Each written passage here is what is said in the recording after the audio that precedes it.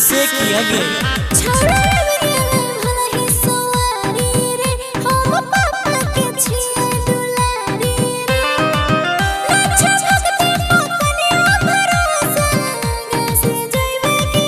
रानी क्या लेने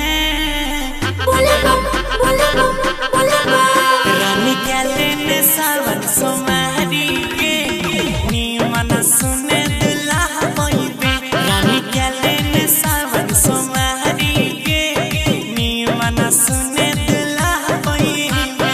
अच्छा झूठ है। अरे कर क्या तो देख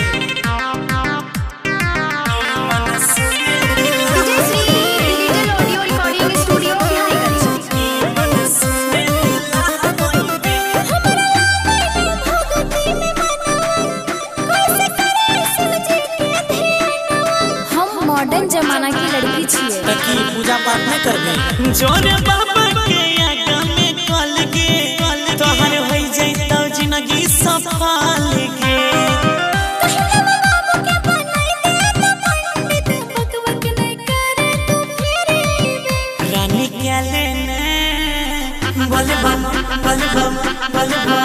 रानी क्या लेने सावन सोमारी के नीमन सुने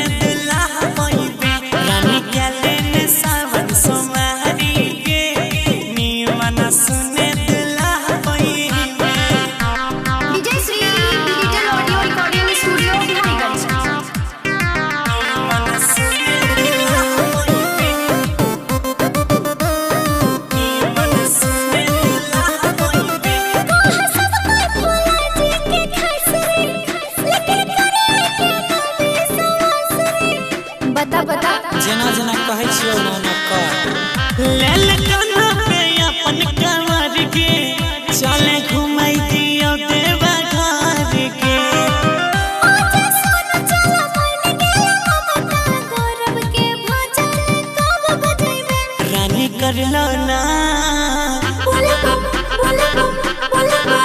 रानी कर लो ना सावन सोमारी जी नीमन सुना दुल्हा बाकी रानी कर लो ना सावन सोमारी जी you will get handsome husband पिछला बेर ब्यूटीफुल बोल देने रहिए।